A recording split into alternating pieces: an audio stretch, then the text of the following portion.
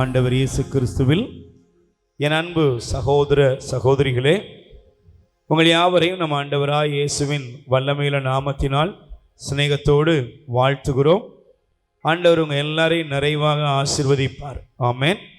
கைகளை வேர் சொல்லுங்கள், அல்லேலூயா. நல்ல 2 கைகளை அசைத்து சொல்லுங்கள், அல்லேலூயா. பிரைஸ் தி லார்ட் சொல்லுங்கள், அல்லேலூயா. பக்கத்தில் கை கொடுத்து சொல்லுங்கள், ஆண்டவர் உங்களை எல்லா நன்மைகளாலும் நிரப்பி அருள்வாராக. நீங்கள் நல்லா இருப்பீங்க. ஆமென். பிரைஸ் தி லார்ட் சொல்லுங்கள், அல்லேலூயா. பிரியமானவர்களே, ஆண்டவர் நமக்கு ஒவ்வொரு நன்மைகளையும் நிறைவாக பொழிந்து நம்மை வழிநடத்துகிறார், ஆசீர்வதிக்கிறார். ஆமென். ஆண்டவர் செய்த ஒவ்வொரு நன்மைகளையும் நாம் நினைத்து பார்த்தால் அவருடைய அந்த நன்மைகளையெல்லாம் பெற்றுக்கொண்ட நாம் எவ்வளவு நேசமுள்ளவர்களாக நாம் இருக்க வேண்டும் அப்படின்னு கொஞ்சம் நம்ம உணர்ந்து கொள்ள வேண்டும். அல்லேலூயா. தயவு செய்து நீங்கள் உங்களுடைய வேதாகமத்தை நீங்கள் திருப்பிக் கொள்ளுங்கள். கடவுள் செய்த நன்மைகளை நாம் நினைத்து பார்க்க வேண்டும், சிந்திக்க வேண்டும். அல்லேலூயா. நான் ஒரு வார்த்தையை வாசித்து இந்த நாள் தியானத்திற்குள்ளாக நாம் கடந்து செல்வோம். அல்லேலூயா. நீங்கள் தயவு செய்து வாசியுங்கள். சங்கீதம் திருப்பாடல் 106 அதிகாரம், 106 அதிகாரத்தை எடுத்துக்கொள்ளுங்கள். 21 முதல் வசனத்தை படிங்க. அல்லேலூயா. ஆண்டவருக்கு நன்றி செலுத்துங்கள், ஏனெனில் அவர் நல்லவர், என்றென்றும் உள்ளது அவரது பேரன்பு. ஆண்டவரின் வலிமைமிகு செயல்களை யாரால் இயம்ப இயலும்? அவர்தம் புகழை யாரால் விளம்பக்கூடும்? பிரைஸ் தி லார்ட் சொல்லுங்க, அல்லேலூயா. அப்போ ஆண்டவர் செய்த நன்மைகள், வலிமைமிகு செயல்களை எல்லாம் நம்ம எண்ணி பார்க்க முடியுமா? நமக்கு அந்த அளவுக்கு சக்தி இருக்கா அப்படின்னா கற்பனையே பண்ண முடியாத அளவுக்கு தேவன் நமக்கு நன்மைகளை செய்திருக்கிறார், செய்து கொண்டே இருக்கிறார். Price the Lord. இன்னைக்கு பகல் வேளையில் ஒரு நண்பர் ஜெபத்திற்கு வந்திருந்தார். அப்போ அவர் சாட்சி சொல்ல வேண்டும் என்று விரும்பினார். அப்போ வந்தார். அவங்க கடல் தொழிலுக்கு போயிருந்தாங்க. தங்கள் தொழிலுக்கு போன இடத்துல எதையோ நல்ல ஆழ்கடல் பகுதியில் அவர்கள் தொழில் செய்து கொண்டிருந்திருக்கிறார்கள். இப்போ மீனெல்லாம் வந்துட்டு கரை திரும்பலாம் அப்படின்னு முயற்சி பண்ணிட்டு இருக்கும் பொழுது, அப்போ அவங்க ரிட்டர்ன் ஆகணும், திரும்பி வரணும். திடீர்னு பார்த்தா இன்ஜின் அப்படியே ஏதோ கோளாறாகி ரிப்பேர் ஆயிடுச்சு. இப்போ போக முடியாது. அப்போ அவங்களுக்கு ஒரு இக்கட்டான சூழ்நிலை. உடனே அதனுடைய அதை வழி நடத்துகிற சகோதரர் தான் அவர் பேசுகிறாரு. நான் அந்த நேரத்தில் ஆண்டவரை போற்ற ஆரம்பித்தேன். இந்த சூழ்நிலைக்காக ஆண்டவரை நமக்கு நன்றி. அப்போ பக்கத்தில் உள்ளவங்களுக்கு மற்றவங்களோடு தொடர்பு கொள்ளணும்னு சொல்லி அந்த கடல்ல இருந்து வயர்லெஸ் மூலமாக தொடர்பு கொண்டா நிறைய பேர் சொன்னாங்களாம், நாங்கள் வர்றோம் அப்படின்லாம் சொல்லிட்டு திரும்ப இவங்க கால் பண்ணால் எடுக்கவே இல்லை. அப்போ எங்களுக்கு ஒரு இக்கட்டான சூழ்நிலை, இடைஞ்சலான சூழ்நிலை. அப்போ ஒருத்தருக்கு நாங்கள் உதவி செய்ய வர்றோம் அப்படின்னாங்க. சொன்னவங்க எங்கிட்ட பேரம்லாம் பேசுனாங்க, நாங்கள் ஒத்துக்கிட்டோம். ஆனால் அந்த மனுஷன் திரும்ப என்ன நினச்சாரோ தெரியாது, எங்களுக்கு உதவி செய்ய அவர் வரல. நாங்கள் அப்படியே வலிஞ்சிக்கிட்டு இருக்கோம். சுற்றி வர உதவிக்காக கேட்டோம், யாருமே வரலை. நான் அப்போ என் மைண்டில் சிந்தனையில், கடவுள் அன்று செங்கடலை பிளந்தார், பார்வோனுடைய படையை நசுக்கினார், அந்த செங்கடலில் பாதை உண்டாக்கி மக்களை வழிநடத்திய ஆண்டவர் எங்களையும் கரை கொண்டு சேர்ப்பார் அப்படின்னு நான் நம்பினேன், விசுவசித்தேன், அறிக்கையிட்டுக்கிட்டே இருந்தேன். அப்போ ஒருவர் மூலமாக ஒரு தொடர்பு கொண்டு அங்கே கடலோர காவல் படை, அந்த ஆழ்கடல் பகுதியில் மீன் பிடிக்கிறவங்களை பாதுகாக்க அந்த இருக்கிற ரோந்து கப்பலை தொடர்பு கொண்டோம். உடனடியாக அவங்க வந்தாங்க, எங்களுக்கு ஹெல்ப் பண்ணாங்க. நாங்கள் பேரம் பேசினவங்ககிட்ட ஆயிரக்கணக்கில் பணம் தாரோம்னு சொல்லி வரல. ஆனால் ஆண்டவருடைய நாமத்தை அறிக்கையிட்டு விசுவாசத்தோடு இருந்ததுடைய விளைவு எங்களுக்கு அவங்க வந்து நிறைய பொருட்கள் கொடுத்தாங்க. நீங்கள் சாப்பிடுங்க அப்படின்னு உணவு கொடுத்து, எங்களுடைய ஏழை மீனவர்கள் நாங்கள் அப்படின்னு அவங்க கண்டு எங்களுக்கு அரிசி, உணவு பொருள் எல்லாம் கொடுத்து கரை கொண்டு வந்து ஒரு பைசா செலவு இல்லாமல் கொண்டு வந்து சேர்த்தார்கள். அப்போ அவர் சொன்னார், ஆண்டவர் செய்த நன்மைகளை நம்ம நினைக்கணும்னா, நம்ம வாழ்க்கையில் அவர் செய்த நன்மைங்கிறது என்னது அப்படின்னா, நம்ம வாழ்க்கையில் நம்ம இப்போ இருக்கிற நம்முடைய ஒவ்வொரு நொடிப்பொழுதும் ஒவ்வொரு சுவாசமும் தேவன் செய்து கொண்டிருக்கிற நன்மையின் அடையாளம். அல்லேலூயா.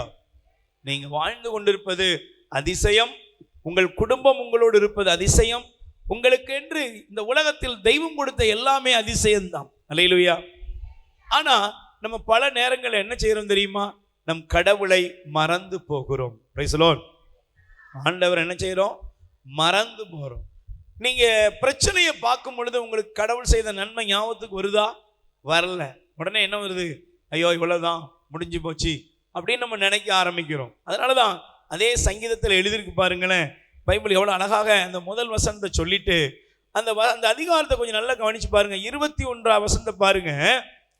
தங்களை விடுவித்த இறைவனை மறந்தனர், எகிப்தில் பெரியன புரிந்தவரை மறந்தனர். அல்லேலூயா. தங்களை விடுவித்த கடவுளை, ஆண்டவரை அவங்க என்ன செஞ்சிட்டாங்க? மறந்து போயிட்டாங்க. இன்னைக்கு கூட இந்த உலகத்துல கடவுளை மறப்பது என்பது ரொம்ப சர்வசாதாரணமாக நடக்கிறது. Price the lord. சொல்லுங்க அல்லேலூயா. ஆண்டவர் செய்த நன்மையை மறந்து உடனே சொல்லுவாங்க, என்ன கடவுள், என்ன கடவுள், என்ன ஆண்டவர், எங்க இருக்காரு? இப்படி நிறைய ஆண்டவரை தூற்றுவது, பழிப்பது, இதெல்லாம் உலகத்தில் நடந்து கொண்டே இருக்கிறது. அல்லேலூயா. ஆனா நமக்கு ஒன்று தெரியணும்.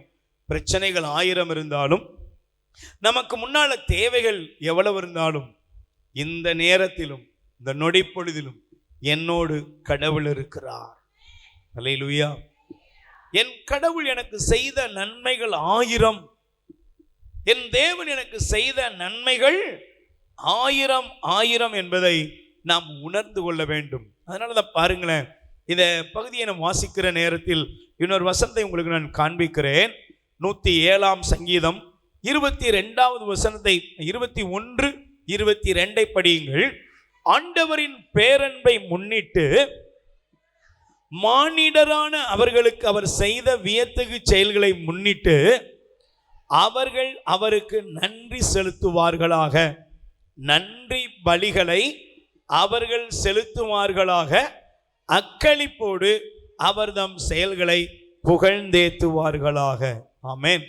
நல்ல 2 கைகளை உயர்த்தி சொல்லுங்க. ஆண்டவரே, நீர் எனக்கும் என் குடும்பத்திற்கும் செய்திருக்கிற எல்லா நன்மைகளுக்காகவும் மனதார நான் உமக்கு நன்றி கூறுகிறேன். என் கடவுளாய் ஆண்டவரே, நீங்க எங்களுக்கு செய்திருக்கிற எல்லா நன்மைகளுக்காகவும் மனதார நன்றி செலுத்துகிறோம். ஹல்லேலூயா. சொல்லுங்க ஹல்லேலூயா. ஒரு நிமிடம் கண்களை மூடுங்க. உங்க மனதில் ஆண்டவர் செய்த எல்லா நன்மைகளையும் ஒரு நிமிஷம் நினைச்சு பாருங்க. அவர் நல்லவர், அவர் சர்வ வல்லமையுள்ள தேவன். அவர் நமக்காக வைத்திருக்கிற அற்புதங்கள், அதிசயங்கள் ஏராளம். ஆமென்.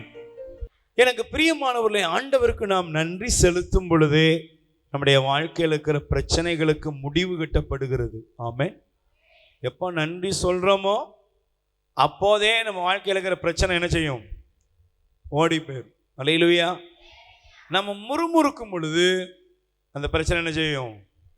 அது நம்மளை போட்டு ஆட்டி படைக்கும். Price the Lord. நல்லது. இந்த நாளில் தேவன் நமக்கு தருகிற அவருடைய வார்த்தையை, வாக்கு தத்தத்தை நாம் எடுத்துக்கொள்வோம். சங்கீதம் திருப்பாடல் 107ஆம் அதிகாரம் 41வது வசனத்துக்கு நேராக நீங்கள் திருப்பிக் கொள்ளுங்கள். எளியோரை அவர் துன்ப நிலையிலிருந்து தூக்கிவிட்டார், அவர்கள் குடும்பங்களை மந்தை போல பெருகச் செய்தார். Price the lord. சொல்லுங்க அல்லேலூயா. நல்ல கைகளை பேர் சொல்லுங்க அல்லேலூயா. பைபிள் சொல்கிறது, தேவன் தன் பிள்ளைகளுக்கு விடுதலை கொடுக்கக்கூடியவர். இந்த உலகத்தில் துன்பங்களால் பாதிக்கப்பட்டு அநேகர் வருந்தி கொண்டே இருப்பதை நாம் பார்க்கிறோம். இந்த துன்பத்திலிருந்து என்னை யார் விடுவிப்பா? இந்த வேதனையிலிருந்து என்னை யார் விடுவிப்பா? இந்த கஷ்டங்களிலிருந்து என்னை யார் விடுவிப்பார்? இப்படி புலம்பி தவிக்கிறவர்கள் தான் நம்மை சுற்றிலும் இருக்கிறார்கள். ஒருவேளை நாம கூட அதே மனநிலைமையில இருக்கலாம். அல்லேலூயா. ஆனா இந்த வாக்குத்தத்தத்தை பாருங்க, எளியோரை அவர் துன்ப நிலையிலிருந்து தூக்கி விட்டார், அவர்களுடைய குடும்பங்களை மந்தையை போல ஆண்டவர் பெருக செய்கிறார். துன்பத்திலிருந்து தூக்கி விடுறது மட்டும் இல்ல, அந்த துன்பமான நிலையிலையும் ஏழ்மையிலையும் வாழ்ந்துகிட்டு இருக்கிற ஒரு மனுஷனை என்னவா மாற்றுறாரு? ஒரு மந்தை போல, ஒரு செழிப்புள்ள, ஒரு உயர்வான ஆசீர்வாதத்துக்குள்ள ஆண்டவர் நடத்தி செல்லுகிறார். ஆமென். நீங்க ஒருவேளை யாராவது கலக்கத்தோடு இருக்கலாம், ஒருவேளை ஒரு பொருளாதார பிரச்சனையில நீங்க வந்திருக்கலாம், ஒருவேளை உங்க குடும்பம், உங்களுடைய உறவுகள் மத்தியில் நீங்க ஒரு வேதனைகளை சந்தித்து வந்திருக்கலாம். பயப்படாதீங்க, ஆண்டவர் உங்களுக்காய் இன்று செயல்படுகிறார். ஆமென். சொல்லுங்க அல்லேலூயா. எல்லா துன்பத்திலிருந்தும் ஆண்டவரே நம்மை விடுவிப்பார். Praise the lord. சொல்லுங்க அல்லேலூயா. அதனால பாருங்க, இந்த வசனத்தை வாசித்த பொழுது நான் எடுத்துக்கொள்ள வேண்டிய இந்த வேத வசனத்தை பாருங்களேன். எசையா 63ஆம் அதிகாரம் 9வது வசனத்தை நீங்கள் வாசியுங்கள். துன்பங்கள் அனைத்திலும் அவர்களின் மீட்பர் ஆனார். ஆமென். சொல்லுங்க அல்லேலூயா. துன்பங்கள் வேதனைகள் வரும்போது இந்த உலகத்துல கண்டுகிடாம போறவங்க நிறைய பேர். அல்லேலூயா. Praise the lord. சொல்லுங்க அல்லேலூயா. துன்பங்கள் அனைத்திலும் அப்படின்னு கேளுங்க. துன்பங்கள் அனைத்திலும், வேதனைகள் அனைத்திலும், கஷ்டங்கள் மத்தியில், வியாதிகள் மத்தியில் எத்தனை பேர் இருப்பாங்க? எத்தனை பேர் இருப்பாங்க? ஒருத்தர் இருக்க மாட்டாங்க. அல்லேலூயா. எல்லாரும் அவங்க என்ன செஞ்சிருவாங்க? வேலையை பார்த்துட்டு போய்கிட்டே இருப்பாங்க. யாரையும் கண்டுகிட மாட்டாங்க. ஆனா நமக்கு தெரியணும், துன்பங்கள் அனைத்திலும் அவர்களின் மீட்பரானார். தூதரோ வான தூதரோ அல்ல, அவரே நேரடியாக அவர்களை விடுவித்தார். தம் அன்பினாலும் இரக்கத்தினாலும் அவர்களை மீட்டார். பண்டைய நாட்கள் அனைத்திலும் அவர்களை தூக்கி சுமந்தார். Praise the lord. அல்லேலூயா. நல்ல கைகளை உயர்த்தி சொல்லுங்க, ஆண்டவர் என் துன்ப நாட்களில் என் மீட்பரானார். ஆமென். நீங்க பாருங்களேன், ஒருவேளை நம்முடைய வாழ்க்கையில் நீ கண்டிப்பா சொல்ல முடியும், துன்ப நாளில் உன் கூட எத்தனை பேர்ப்பா இருந்தாங்க அப்படின்னு கேட்டீங்கன்னா, உண்மையிலே சொல்லணும்னா ஒருத்தருமே இல்லை. Price the lord. நான் ஒரு அருமையான வாலிப மகள் கூட பேசிக்கிட்டு இருந்தேன், என்னுடைய சகோதரருடைய மகள்கிட்ட. அப்போ அந்த தங்கச்சிட்ட பேசிட்டு சொன்னேன், இன்னைக்கு அவங்க நல்ல ஒரு 1.5 லட்ச ரூபா சம்பளம் வாங்குறாங்க. அப்போ அவங்க அந்த பொண்ணு, அவங்களுடைய மைண்ட், அவங்க இன்னைக்கு இருக்கிற இளைஞர்களுடைய மனநிலைமை எப்படி இருக்கும்னா, பணம் வசதி வந்துட்டுனா நம்ம ஹாப்பியாக இருக்கலாம் என்ன அப்படின்னா அவங்க மனசில் ஒரு தோன்றுதல் இருக்கிறது. அல்லேலூயா.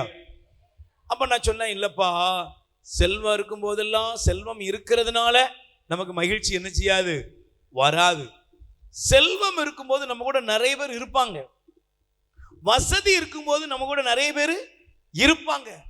நம்மகிட்ட பணத்தை நிறைய செலவு பண்ண நம்மளை சுற்றி எக்கச்சக்கமான பேர் இருப்பாங்க. அல்லேலூயா. ஆனா நம்ம செல்வம் கரைஞ்சு போயிரும், நம்ம செல்வாக்கு போயிரும், அப்போ நம்ம மட்டும்தான் நிற்போம். அல்லேலூயா. எப்படி இருப்போம் தெரியுமா? உருகுலைஞ்சு போய் நிற்போம். யாருமே இருக்க மாட்டாங்க, எல்லாரும் நம்மளை கைவிட்டுருவாங்க. Price the lord. சொல்லுங்க அல்லேலூயா. நீங்க நல்லா கவனிச்சு பாருங்களேன், நம்ம வாழ்க்கையில கூட இந்த பாதையை கடந்து வந்திருப்போம். அல்லேலூயா. ஆனா அந்த நேரத்துல செத்துடலாம் போல இருக்கும், முடிச்சிடலாமா வாழ்க்கைய அப்படின்னு தோணும், இல்லை எங்கேயாவது ஓடி போயிடலாமான்னு தோணும், இல்லைன்னா யார் மூஞ்சிலுமே முழிக்க கூடாதுன்னு ஒரு ரூம்ல கதவை பூட்டிட்டு அப்படியே அழுது புலம்பிக்கிட்டே இருக்கணும்னு தோணும். ஆனா உண்மை என்ன தெரியுமா, இந்த பாதையிலெல்லாம் நம்ம கடந்து வந்து பொழுது இன்னைக்கு எப்படி இருக்கோம் அப்படின்னு கேட்டா, இன்னைக்கு எப்படி இந்த உலகத்துல முடங்கி கிடக்க வேண்டிய நான், செத்திருக்க வேண்டிய நீங்களும் நானும், இல்லைன்னா இந்த உலகத்துல எங்கேயோ ஒரு மூளைக்கு ஓடி போகணும், பைத்தியமா இருக்கணும் அப்படிலாம் சொல்லப்பட்ட நாம் இன்னைக்கு தெம்பா உட்கார்ந்துருக்கோம்னா காரணம் என்ன தெரியுமா? இவ்வளவு பிரச்சனை வந்தது.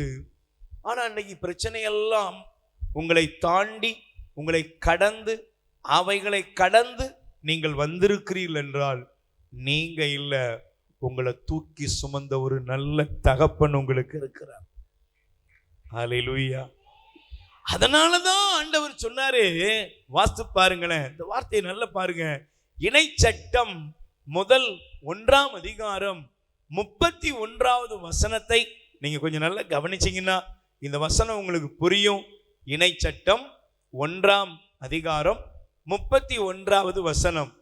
பாலை நிலத்தில் நீங்கள் நடந்து வந்த வழிகளில் எல்லாம் இங்கு வந்து சேரும் வரை.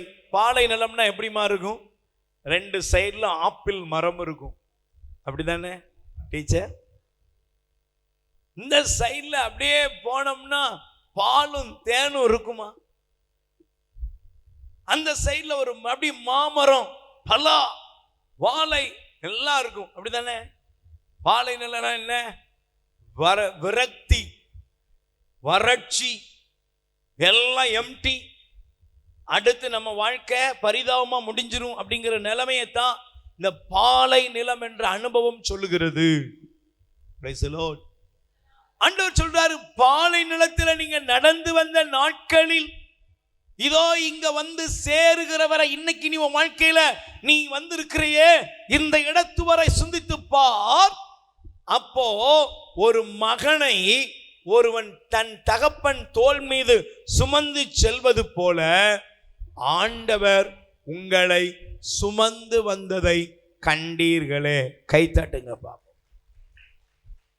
Price the Lord. கைகளை பேர் சொல்லுங்க அல்லேலூயா. உங்களை யார் சுமந்து வந்தா? இன்னைக்கு வர வந்திருக்கீங்க பிரதர், நீங்க வந்திருக்கிறீங்க, நான் வந்திருக்கிறேன் அப்படின்னா இது என் திறமை, என்னுடைய பலம், என்னுடைய ஆற்றல் அப்படியா? இல்லை. எப்படிப்பா? ஒண்ணுமே இல்லப்பா. முடங்கி போக வேண்டியனா, அழிஞ்சு போயிருக்க வேண்டியனா, விரக்தி அடைந்தனா, சோர்ந்து போன என்னைய யார் தூக்குனான்னா என் தேவன் தன் தோள் மேல் சுமந்தார். ஆமென். சொல்லுங்க அல்லேலூயா. Praise the Lord. நல்ல கைகளை மேல் சொல்லுங்க அல்லேலூயா. உங்களை ஆண்டவர் என்ன செய்தார்? தூக்கி சுமந்து வந்தார். பாருங்க, நான் உங்களுக்கு கடந்த 2 வாரத்துக்கு முன்னால ஒரு சாட்சி சொன்னேன்.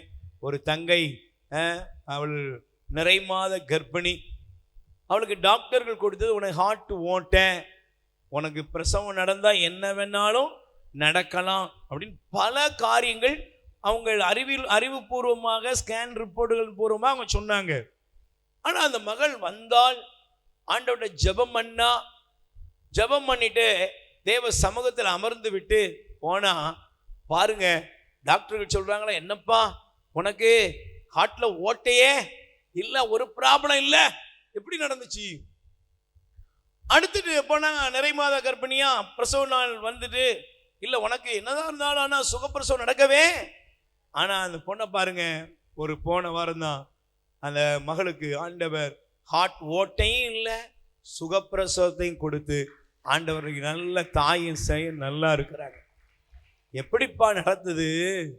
ஏன்னா சுமக்கிறது நீங்க இல்லைங்க, உங்களை சுமக்க ஒரு நல்ல தகப்பன் இருக்கிறார். அல்லேலூயா. நம்மை சுமக்கும்படி தேவாதி தேவன் இருக்கிறார். அல்லேலூயா.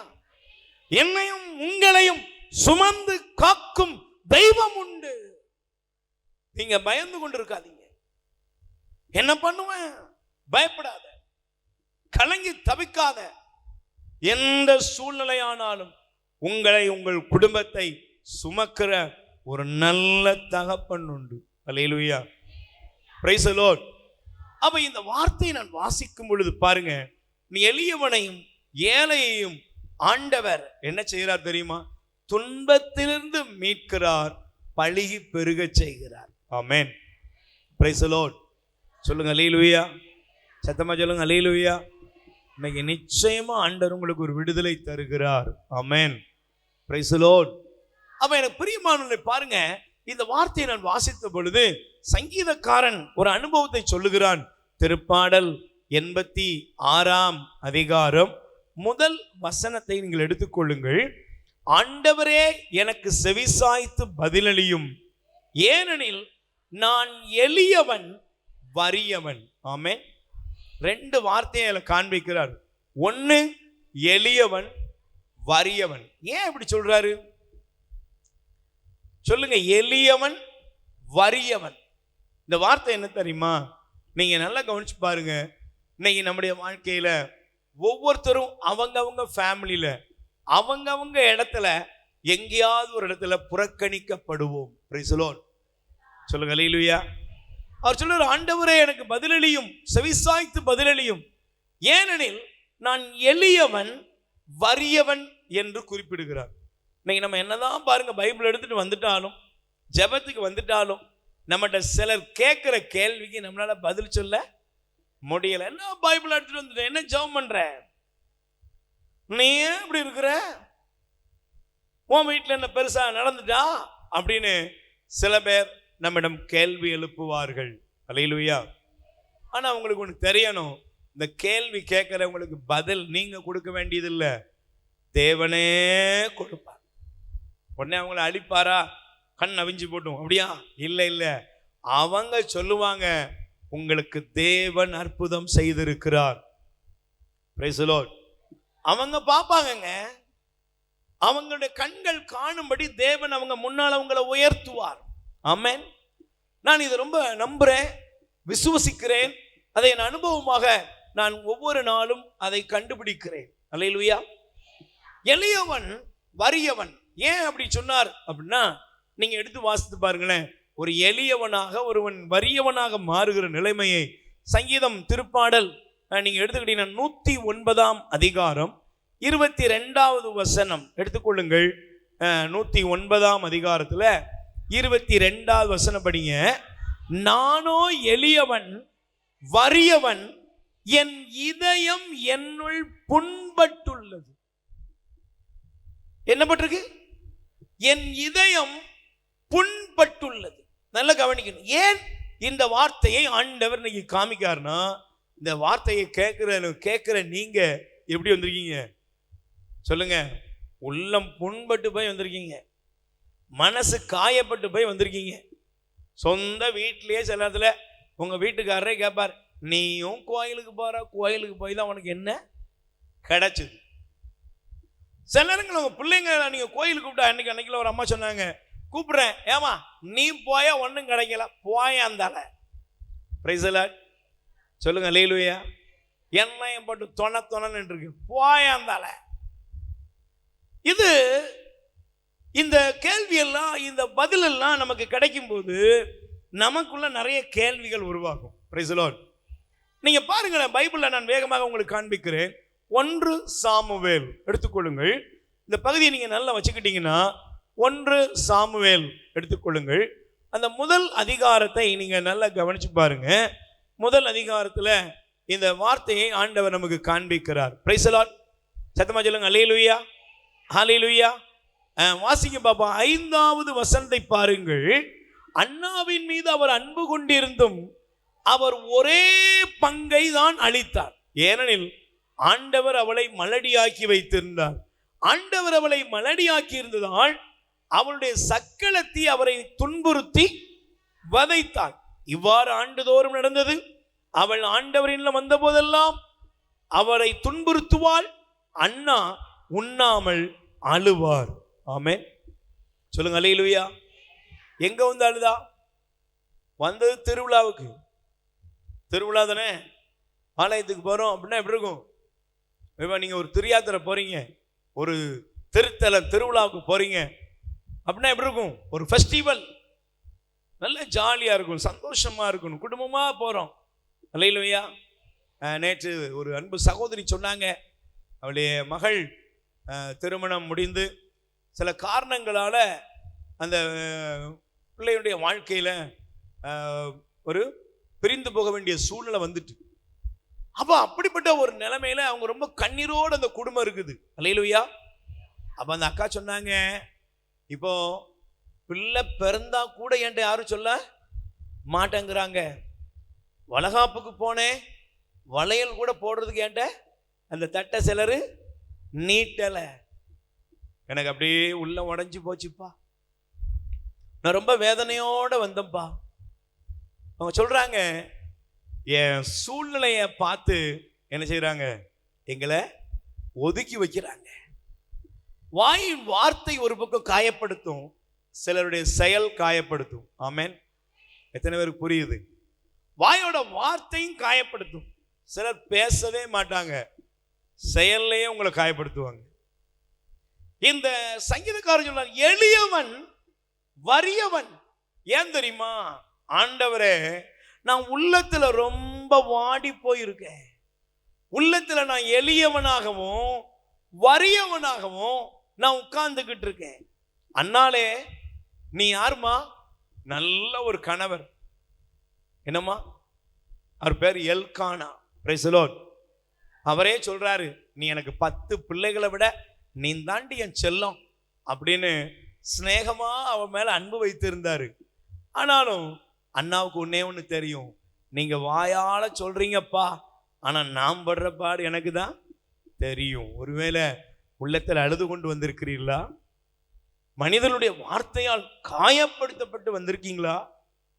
உறவுகளால் உங்கள் இதயம் உடைக்கப்பட்டு வந்திருக்கீங்களா? உனக்கு என்ன இருக்கு? உனக்குலாம் எதுக்குடி? பாருங்க, அந்த இடத்தில் அண்ணாளுக்கு ஒரு பெரிய வேதனை. எனக்கு மட்டும் ஒரு 3 பிள்ளைங்க இருந்தா எனக்கு இத்தனை பங்கு கிடைச்சிருக்கும், எனக்கும் இவ்வளவு குடும்பம் இருந்திருக்கும், எனக்கும் என்ன சுத்தியம் அப்படின்னு பல கேள்விகள் அவளுக்குள்ள இருந்திருக்கும். ஆனா அந்த கேள்விக்கு பதில் மனிதனிடத்தில் இல்லை. அல்லேலூயா. Praise the lord. மனசு உடையுது, மனசு துன்புறுகிறது, மனம் புண்படுத்தப்படுகிறது. அல்லேலூயா. நல்லா சொல்லுங்க அல்லேலூயா. நீங்க இன்னைக்கு நல்லா கவனிக்கணும். உங்க புண்பட்ட இருதயத்தை, உங்க உடைஞ்சு போன இருதயத்தை இயேசு சுகப்படுத்துவார். ஆமென். சொல்லுங்க அல்லேலூயா. இன்னைக்கு இருதயம் உடைஞ்சு வந்திருக்கீங்களா? வார்த்தைகளால் காயப்படுத்தப்பட்டு வந்திருக்கீங்களா? வார்த்தைகளால் நொறுக்கப்பட்டு உள்ளம் உடைந்து நீங்க வந்திருக்கீங்களா? எந்த நிலைமையில வந்திருந்தாலும் இயேசு உங்கள் இதயத்தை குணப்படுத்துவார். ஆமென். சொல்லுங்க அல்லேலூயா. Praise the lord. சொல்லுங்க அல்லேலூயா. சத்தமா சொல்லுங்க அல்லேலூயா. அதனால தான் பாருங்க, வேதத்தை நம்ம திறந்து எடுத்து வாசித்தோம்னா இந்த வசனங்கள்லாம் நமக்குள்ள ஒரு புதிய மாற்றத்தை தரும். ஆமென். சொல்லுங்க அல்லேலூயா. நல்ல கைகளை வச்சு சொல்லுங்க அல்லேலூயா. Praise the Lord. வாசிங்க நீதிமொழி 18:14. மன வலிமை நோயை தாங்கிக் கொள்ளும். வாசிக்கிறீங்களாப்பா? மன வலிமை நோயை தாங்கிக் கொள்ளும், ஆனால் மனம் புண்பட்டால் அதை குணப்படுத்த யாரால் இயலும்? மனசு புண்ணாயிட்டுனா யாரால் குணப்படுத்த முடியுமா? ஏன் இன்னைக்கு நிறைய பேர் எடுக்கக்கூடாத முடிவெல்லாம் எடுக்கிறாங்க அப்படின்னா ஒரே வார்த்தை தான், தீயினால் சுட்ட புண். ஆனா எது ஆற மாட்டேங்க? நாவினால சுட்ட வடு. ஏங்க நீங்க சிரிக்கவே மாட்டேங்கீங்க? ஏங்க மற்றவங்களோட நல்லா உட்கார்ந்து பேச மாட்டேங்கீங்க அப்படின்னா சிலர்லாம் பாருங்க அப்படியே ஓரமா இருப்பாங்க. ஏன்? அவங்க மனசுல ஒரு முடிவு, மனம் அப்படியே ஒரு முடிவு பண்ணிட்டு இன்னுமே நம்ம யார்ட்டையும் சிரிக்கக்கூடாது, பேசக்கூடாது, இப்படிதான் இருக்கணும் அப்படின்னு தங்களையே அவர்கள் ஒதுக்கி கொள்ளுகிறார். தங்களுக்கு தாங்களே ஒரு குறுகிய மனப்பான்மை கொள்வாங்க.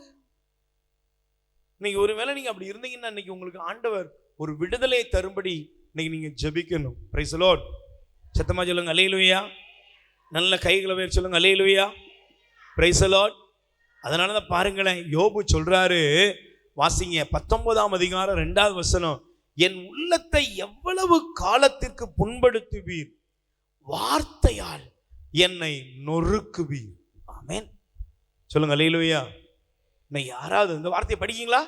என் உள்ளத்தை எவ்வளவு காலத்திற்கு புண்படுத்துவீர், என்னை வார்த்தையால் நொறுக்குவீர். இன்னைக்கு வார்த்தைகள் உங்களை நொறுக்குதா? வார்த்தைகள் உங்களை அள வைக்குதா? வார்த்தைகள் உங்களை காயப்படுத்தி உருகுலையும்படி செய்து வைத்திருக்கிறதா? பயப்படாதீங்க. ஆண்டவர் இன்னைக்கு உங்களை நீங்க அனுபவிக்கிற துன்பத்திலிருந்து தேவன் உங்களை விடுவிப்பார். ஆமென். அன்னாளுடைய துன்ப நாள் முடிந்தது.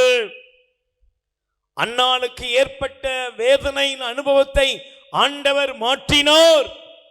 Price the lord. சொல்லுங்க அல்லேலூயா. இன்னைக்கு உங்க துக்க காலம் முடியும், உங்கள் வேதனையின் காலம் முடியும். உங்களுக்கு எதிராக இருக்கிற எல்லா துயரத்திலிருந்தும் ஆண்டவர் உங்களை விடுவிப்பார். அதனாலதான் அண்ணா அழகாக பாடுகிறார். என்ன சொல்றாங்க தெரியுமா? 1 சாமுவேல் எடுத்துக்கொள்ளுங்க. ரொம்ப அற்புதமான ஒரு வசனத்தை பாருங்க. 2வது அதிகாரம் 1 சாமுவேல் 2ஆம் அதிகாரத்துல அந்த அம்மா அழகா சொல்லுது பாருங்க. Price the Lord. சத்தமா சொல்லுங்க அல்லேலூயா. நல்ல கைகளை உயர்த்தி சொல்லுங்க அல்லேலூயா. நல்ல கைகளை உயர்த்தி சொல்லுங்க அல்லேலூயா. 2வது வசனத்தை பாருங்க. ஆண்டவரை போன்ற தூயவர் எவரும் இலர், உம்மையன்றி வேறு எவரும் இலர், நம் கடவுளை போன்ற வேறு கற்பாரை இல்லை. ஏன் தெரியுமா? இந்த வார்த்தையை அந்த அம்மா ஏன் சொன்னாங்க தெரியுமா? அப்படின்னா அந்த அம்மா அழகா சொல்றாங்க பாருங்களேன். 7வது வசனம். ஆண்டவர் ஏழையாக்குகிறார், செல்வராக்குகிறார், தாழ்த்துகிறார், மேன்மைப்படுத்துகிறார். கை தட்டுங்க பாப்பா. ஒருத்தனை செல்வனாக்குவதும், ஒருத்தனை ஏழையாக்குவது, தாழ்த்துவது, மேன்மைப்படுத்துவது, இதெல்லாம் யார் கையில இருக்கு? மனுஷன் கையில இல்ல. யாருடைய கையில இருக்கு? தேவாதி தேவனுடைய கரத்தில் இருக்கிறது. Price the lord. சொல்லுங்க அல்லேலூயா. நல்ல கைகளை உயர்த்தி சொல்லுங்க அல்லேலூயா. நல்ல வாய்த்தார் சொல்லுங்க. ஆண்டவரே, நீர் என்னுடைய புண்பட்டு போன என் இதயத்திற்கு ஆறுதல் அளித்து என்னை ஆசீர்வதியும். 2 கைகளை உயர்த்தி சொல்லுங்க. மனிதர்களுடைய உறவுகளுடைய வார்த்தைகளால் எந்த சூழ்நிலைகளிலே காயப்பட்டு வேதனையுற்று நான் அழுது கொண்டிருக்கிறேனோ அந்த வேதனையான வார்த்தைகளின் காயங்களை குணப்படுத்தி என்னை துன்ப நிலையிலிருந்து விடுவித்தருளும். என் வாழ்வை மேன்மையாக ஆசீர்வாதமாக மாற்றியருளும். 2 கைகளை உயர்த்தி ஸ்துதிப்போம். ஆண்டவரே, உம்முடைய பிள்ளைகளுடைய வாழ்க்கையில் இருக்கிற துயரங்கள் மாறட்டும். அவமானப்படுத்தின மனிதர்களுக்கு முன்பாக, வேதனைப்படுத்திய மனிதர்களுக்கு முன்பாக நீர் இவர்களை உயர்த்தி அருளும், ஆசீர்வதியும். தடைகள், வாழ்க்கையில் இருக்கிற என்ன பிரச்சனை இருக்கிறதோ எல்லாம் மாறட்டும். ஆமென்.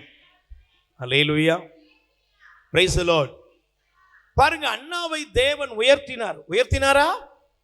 எப்படி மாத்தினாரு? பிள்ளைகளின் தாயாய் அவளை மாற்றினார். அவமான சொல்லார்ந்து அவளை ஆச்சரியமா ஆண்டவர் மாற்றினார். Price the Lord. 2வது, நீங்கள் தயவு செய்து எடுத்துக்கொள்ளுங்கள், வாசித்து பாருங்கள், இந்த வார்த்தையை பாருங்கள். எசேக்கியேல் 22ஆம் அதிகாரம் 29வது வசனத்தை நீங்கள் எடுத்துக்கொள்ளுங்கள். எசேக்கியேல் 22ஆம் அதிகாரம் 29வது வசனம் வாசிங்க. நாட்டின் பொதுமக்கள், வாசிக்கிறீங்களா எல்லாரும்? நாட்டின் பொதுமக்கள் பிறர் பொருளை பறித்து கொள்ளுகின்றனர். என்ன செய்யறாங்களாம்? பறித்து கொள்ளுகின்றனர், கொள்ளையடிக்கின்றனர், ஏழைகளையும் எளியவர்களையும் அந்நியரை இழிவாய் நடத்தி நீதி வழங்க மறுக்கின்றனர். Price the Lord. என்ன வழங்க மறுக்கிறாங்க? ஏழைகளையும் எளியவர்களையும் ஒடுக்குறாங்க. அல்லேலூயா. ஒருவன் வலியவனா இருக்கிறதுக்கும் எளியவனா இருக்கிறதுக்கும் ரொம்ப வித்தியாசம் இருக்கு. அல்லேலூயா. Praise the lord. நீங்க இப்ப சமீபத்தில் நீங்க கண்கூடாக பார்க்குற காரியம் என்ன தெரியுமா? பெரிய பெரிய டைரக்டர்ஸ், சினிமா பிரபலமெல்லாம் எப்படி சாகுறாங்க? எப்படிமா சாகுறாங்க? சாக்கடையில எல்லாம் விழுந்து. சமீபத்தில் நீங்க பார்த்துருப்பீங்க, ஒரு பெரிய திரையுலகத்தில் பிரம்மாண்டமான படமெல்லாம் இவர் எடுத்தாரு. அப்படின்லாம் சொல்லப்பட்ட ஒருவர், பேட்டியெல்லாம் கொடுக்கக்கூடிய ஒருத்தர், பார்க்கும்போது பார்த்தீங்கன்னா நல்ல டேலண்டாக பேசினாருங்க. ஆனால் என்ன ஆகிட்டார் தெரியுமா? டிரைவரை நிப்பாட்டிட்டு கூவம் ஆற்றுல போய் என்ன செஞ்சிட்டாரு? விழுந்து இறந்து போயிட்டாரு. வயசு எத்தனை இருக்கும்? 70க்கு மேலே. என்னப்பா 70க்கு மேலே வச்சுக்கோங்களேன். ஏங்க இவ்வளவு பிரபலமான ஒரு மனுஷன் இப்படிப்பட்ட ஒரு முடிவை ஏன் எடுக்கிறாரு? என்ன தெரியுமா? நல்லா புரிஞ்சுக்கோங்க.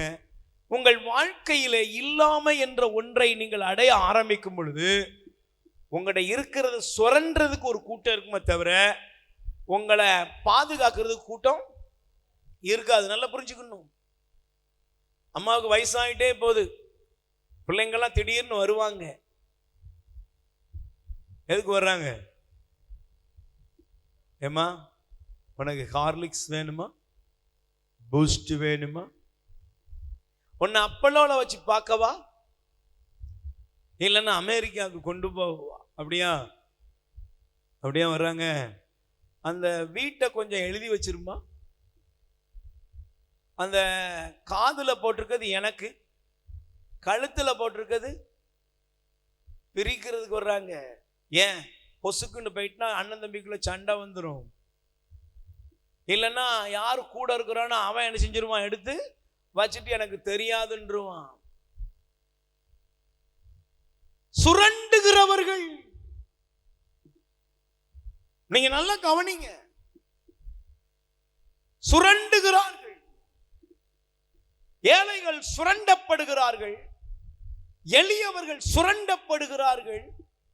இந்த உலகம் ஒருவனுடைய நிலைமையை, அவன் வாழ்க்கையில அவன் வறியவனாக எளியவனாக மாறிவிட்டால் என்ன இருக்குதோ அதெல்லாம் புடுங்கிட்டு விட்டுரும். Price the Lord. சும்மாலாம் விடாது. அல்லேலூயா. இன்னைக்கு அதனால தான் பார்த்தீங்கன்னா ஹாஸ்பிட்டலில் போனால் நீங்கள் வண்டி தள்ளுறவருக்கு முதற்கொண்டு என்ன கொடுக்க வேண்டியிருக்கு? லஞ்சம் கொடுத்தா தான் நடக்கும். காசு இல்லைன்னா நீங்கள் தெருவில் போடப்பட்ட ஒரு விலங்கு போல மாறிடுவீங்க. உங்களை யாரும் தூக்கிட்டு போக மாட்டாங்க. சில்லறையாம் ஒருத்தர் சொல்றாரு, சில்லறையா மாற்றி வைக்கணும். 50 100 கொடுத்துக்கிட்டே இருந்தீங்கன்னா சல்லிட்டு விழும். கவர்மெண்ட் ஆஸ்பத்திரியில் கூட காசு தான் 100 ரூபா தாள 50 ரூபா தாள நீட்டிக்கிட்டே இருக்கணும். ஏன்? சுரண்டப்படுகிறார்கள். ஏழைகளும் எளியவர்களும் இந்த உலகத்தில் சுரண்டப்படுகிறார்கள். Price the Lord. அந்த சுரண்டப்படுகிற அந்த இடத்தில் கடவுள் நம் சார்பாக இருப்பார். ஆண்டவர் அதனால பாருங்க, எளியவர்களையும் துன்புறுத்தி அந்நியரை இழிவாக நடத்தி நீதி வழங்க மறுக்கிறார்கள். என்ன வழங்க மறுக்கிறான்? நீதி வழங்குறதுக்கு ஒருத்தன் இருக்க மாட்டான், நியாயம் பேசுறதுக்கு ஒருத்தன் இருக்க மாட்டான். Price the Lord. கைகளை உயர்த்தி சொல்லுங்க அல்லேலூயா. நீதி வழங்கும், நியாயம் வழங்கும், அவங்களுடைய தீர்ப்பை சரியா சொல்றதுக்கும் ஒருவனும் இருக்க மாட்டான். நீங்க பைபிள்ல போய் பாருங்க. ஆகாபு அப்படின்னு ஒரு ராஜா இருந்தான். அந்த ஆகாபுங்கிறவனுக்கு அந்த ராஜா, அவன் அரண்மனைக்கு பக்கத்துல ஒருவனுக்கு தோட்டம் ஒன்று இருந்தது. Price the Lord. அவனுடைய பெயர் நாபோத். அந்த நாபோத்துக்கு ஒரு சின்ன திராட்சை தோட்டம் இருந்துச்சு. ஒரு நாட்டுக்கே ராஜாங்க. ஆனா இந்த திராட்சை தோட்டத்துக்கு மேல யாரு கண்ணு போச்சு? சிலருக்கு பாருங்க, என்னதான் இருந்தாலும் பக்கத்து வீட்டுக்காரனை நிம்மதியா வாழ விட மாட்டான்.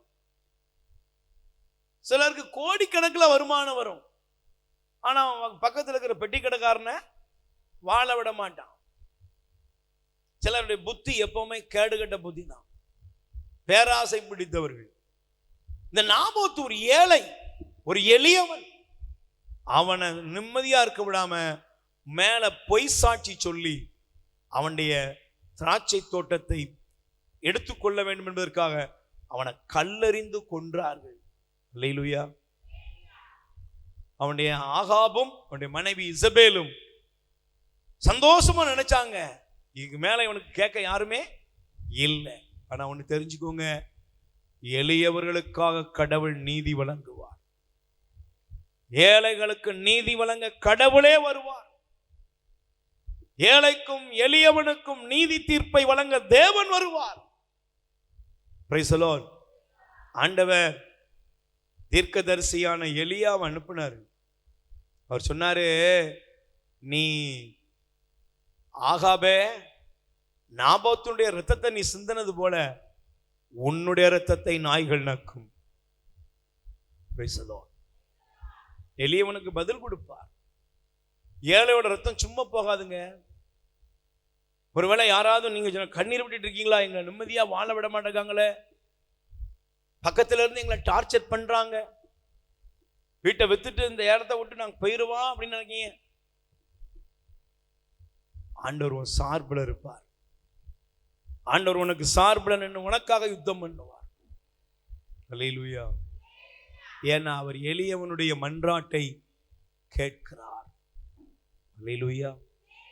அதனால பாருங்க, எனக்கு அழகான பகுதி 2 அரசராகமம் 4ஆம் அதிகாரம் எடுத்தீங்கன்னா, அதுல ஒரு கைம்பெண் வந்து எலிசாட்ட சொல்லுவா, ஐயா, என் மகனை, என் பிள்ளைகளை கடன்காரர்கள் வந்து அடமானமா வாங்கிட்டு போறாங்க. கடன் கொடுத்தவர்களின் பிள்ளைகளை அடமானமாக கொண்டு போறாங்க. எப்படியாவது எங்களுக்கு உதவி செய்யுங்க. Price the lord.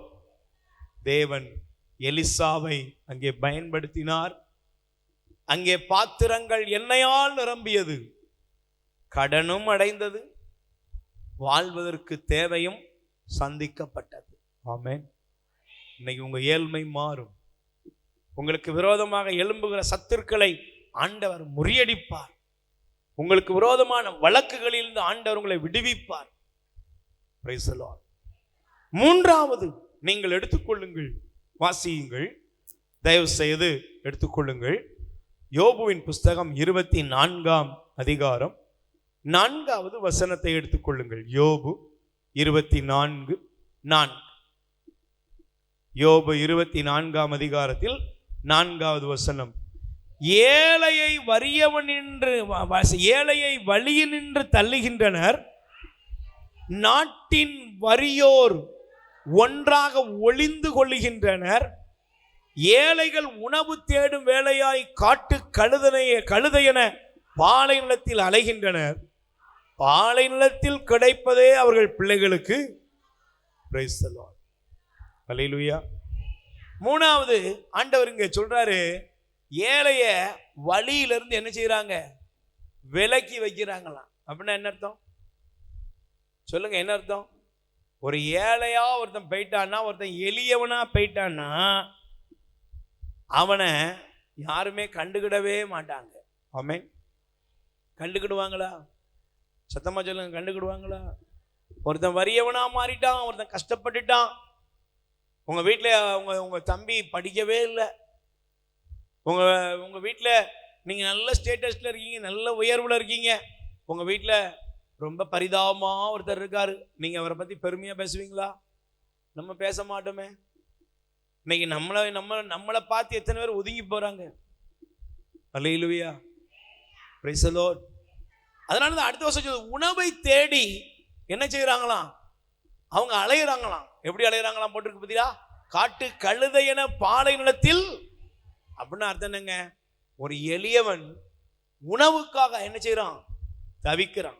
நீங்க 1 ராஜாக்களின் புஸ்தகம் 1 அரசராகமம் 17ஆம் அதிகாரத்தை எடுத்தீங்கன்னா, அதுல ஒரு அழகான சம்பவத்தை ஆண்டவர் எழுதியிருக்கார். என்ன தெரியுமா? ஒரு வறட்சி, பஞ்சம் நிறைந்த காலம்.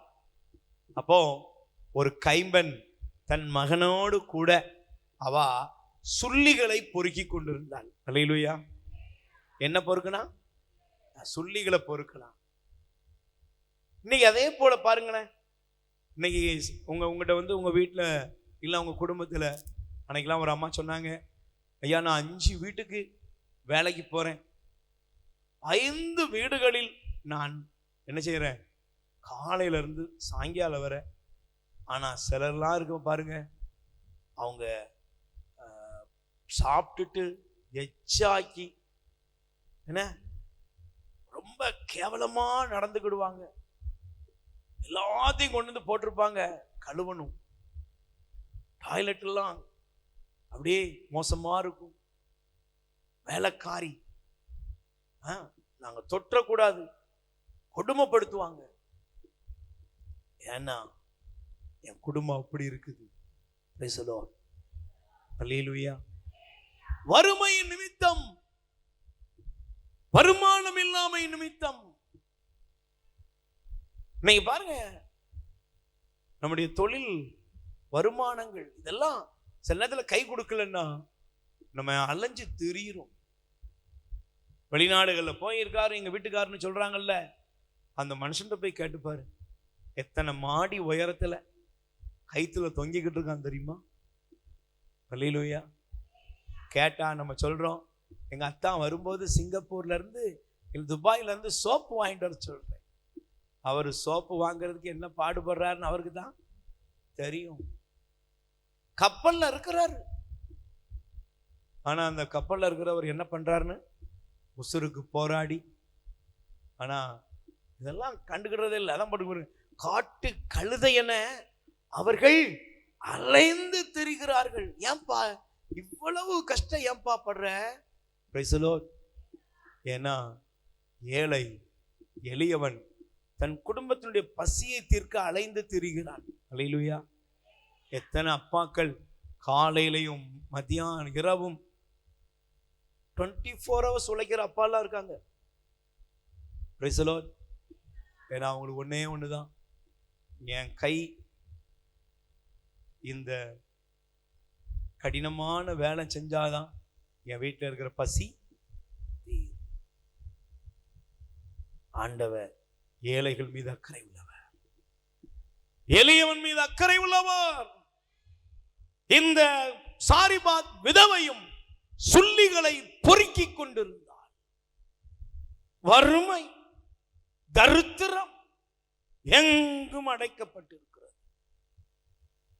ஆனால் எலியாவை ஆண்டவர் அனுப்பினாரு. அந்த பெண் சொன்னா, ஐயா இதை சுட்டு சாப்பிட்டுட்டு சாக வேண்டியதுதான், எங்களுக்கு வேற ஒண்ணும் கிடையாது. ஆனா ஆண்டவர் ஏற்கனவே முடிவு பண்ணிட்டாரு, ஒண்ணுமே இல்லைன்னு சொல்றேன், உன் வாழ்க்கையில தான் எல்லாம் இருக்க போகுது. Praise the lord.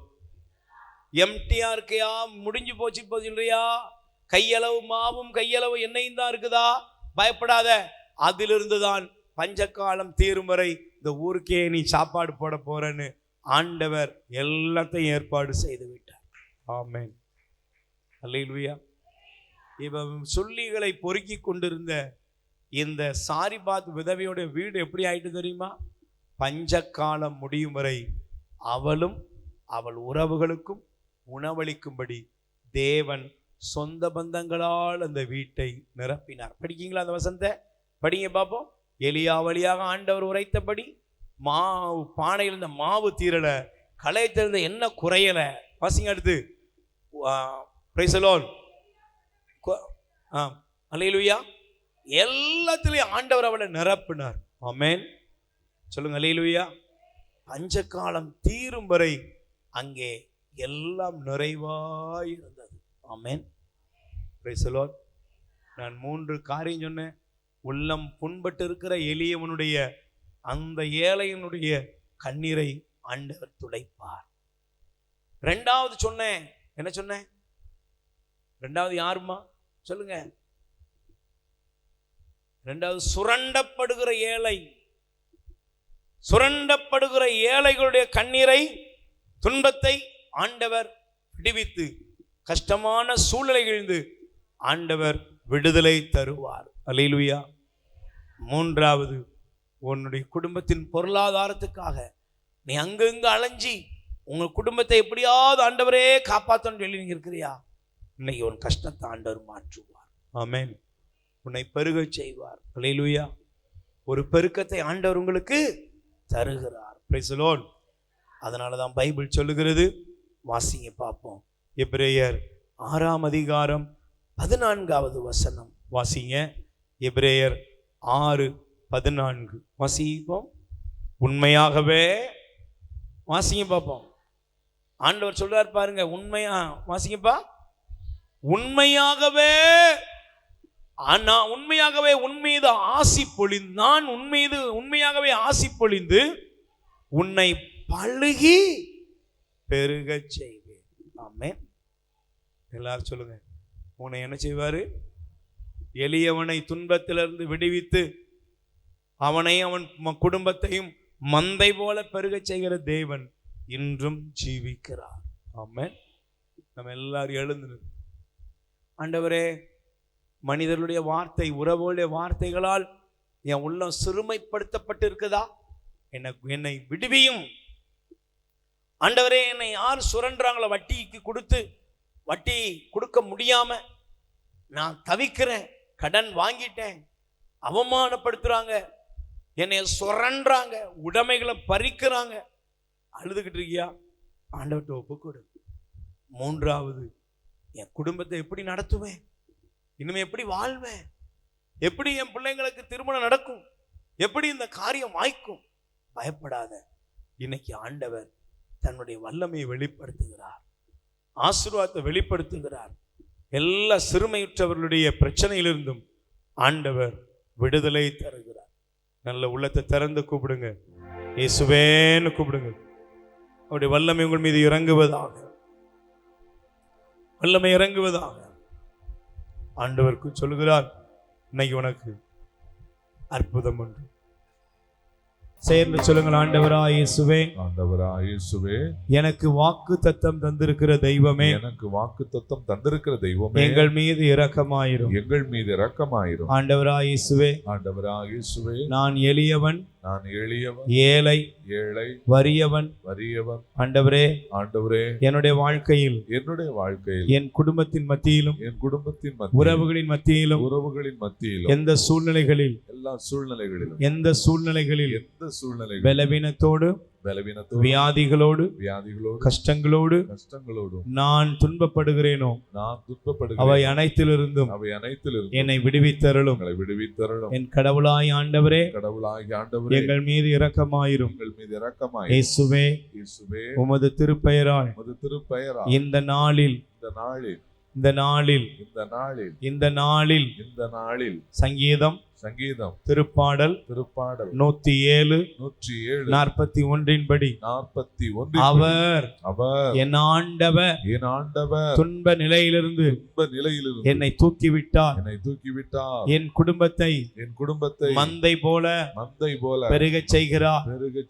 நான் நம்புகிறேன், தரித்திரங்கள் மாறுகிறது, கஷ்டங்கள் மாறுகிறது, பிரச்சனைகள் மாறுகிறது, உபத்திரவங்கள் மாறுகிறது, சாத்தானின் சூழ்ச்சிகள், மனிதருடைய தந்திர செயல்கள், வஞ்சகமான காரியங்கள் இயேசுவின் நாமத்தினால் என் குடும்பத்தை விட்டு வெளியேறுகிறது. ஆண்டவரே, உமது திருப்பெயரால் அற்புதம் நடக்கிறது. இயேசுவின் நாமத்திலே நன்மைகளை பெற்றுக் கொள்கிறேன். இந்த மாதத்தில் என் ஆண்டவர் வைத்திருக்கிற எல்லா ஆசீர்வாதமும் என் குடும்பத்திலே, என் பிள்ளைகள் வாழ்விலே, வருமானத்திலே, உடல் ஆரோக்கியத்திலே, செப வாழ்விலே பெருக்கமாகுவதாக, செழிப்பாகுவதாக. 2 கைகளை சரசல வைத்து சொல்லுங்க. என் ஆரோக்கியம் சுக பலன் செழிக்கிறது.